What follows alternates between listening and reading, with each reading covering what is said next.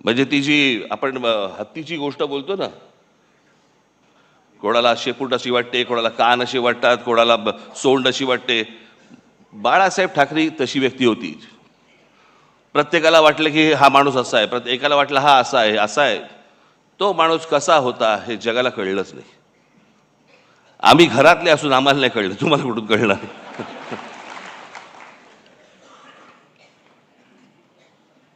पण ते होतं, ते विलक्षण होतं. आज मी सामनामध्ये मी तर लेख लिहिलाच आहे, पण मी आज सकाळी माझं एक ट्विट केलंय. काही जणांनी ऐकलं असेल, काही जणांनी वाचलं असेल, काही जणांनी नसेल वाचलं. मला असं वाटतं की माझ्या बोलण्याची बोलणं थांबवायच्या अगोदर मी लिहिलेलं ते जे ट्विट आहे ती मी एकदा तुमच्यासमोर फक्त मला वाचून दाखवायचं आहे. आणि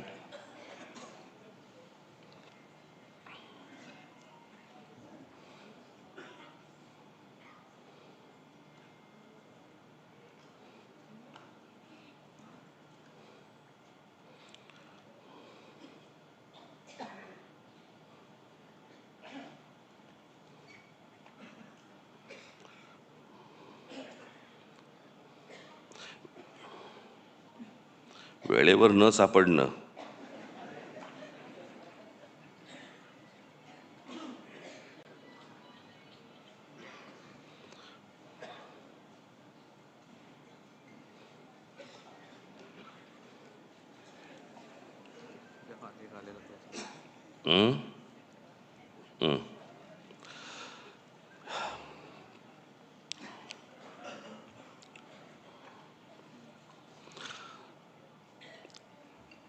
स्वर्गीय बाळासाहेबांची आज 100वी जयंती.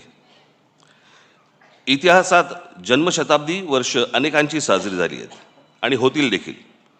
पण एखादी व्यक्ती हयात नसताना देखील ती लोकांच्या स्मृतीत राहावी आणि त्या व्यक्तीने आज देखील एखाद्या प्रांताच्या राजकारणाला आणि समाजकारणाला आकार देत राहावं, हे दुर्मिळ.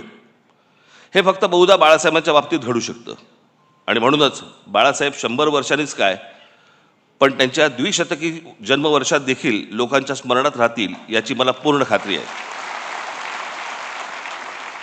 फक्त तेव्हा मात्र बाळासाहेबांचं स्मरण करणारा मराठी माणूस हा दुभंगलेला, खचलेला, पिचलेला आणि अन्याय मुकाट्याने सहन करणारा नसावा.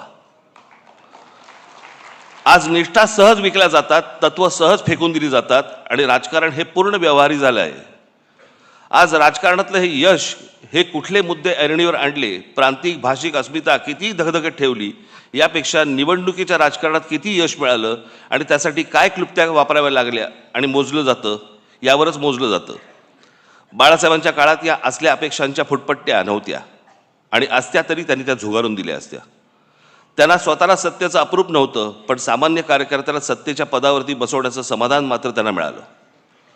सत्ता येते जाते. आजचे सत्ताधीश उद्या एखाद्या नामफलकापुरते राहतात, पण काही पिढ्या झपाटून टाकतील असा प्रभाव फार थोडे लोक टाकून जातात. हा प्रभाव हीच बाळासाहेबांची शक्ती राहिली, हाच त्यांचा वारसा राहिला. बाळासाहेब दूरदर्शी होते. त्यांचा दृष्टिकोन आजही सुसंगत वाटतो आणि भविष्यातही राहील. त्यामुळेच ते कालातीत राहतील. बाळासाहेबांसारखी प्रतिभा परत कधी बघायला मिळणार नाही, हे जितकं खरं आहे तितकंच बाळासाहेबांसारखं राजकारण करणं यापुढे कोणालाच जमणार नाही, हे देखील खरं आहे. पण त्यांच्या प्रतिमेला कुठेही धक्का लागणार नाही आणि त्यांनी मराठी भाषेसाठी, मराठी माणसांसाठी उभारलेला लढा हा मात्र धगधगत राहील, हे पाहणं बाळासाहेबांच्या पुढच्या पिढ्यांच्या हातात आहे आणि ते आम्ही नेटाने करू, हा आमचा मराठी माणसाला शब्द आहे.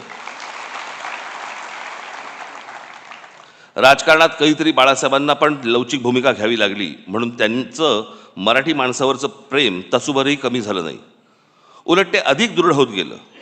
हेच संस्कार आमच्यावर आहेत. मी एक शब्द आज पुन्हा देतो की आरपार बदललेल्या राजकारणात कधीतरी थोडी लवचिक भूमिका घेतली तरी ती माझ्या व्यक्तिगत फायद्यासाठी आणि स्वार्थासाठी कधीच नसेल.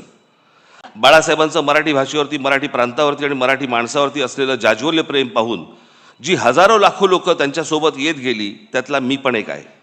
त्यामुळे बाळासाहेब आणि मराठी या 2 शब्दांवरती माझी आणि माझ्या महाराष्ट्र सैनिकांची श्रद्धा, प्रेम तसूभरही कमी होणार नाही.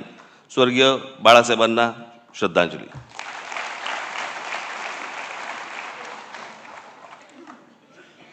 मला एकच छोटासा प्रसंग मला आठवतो.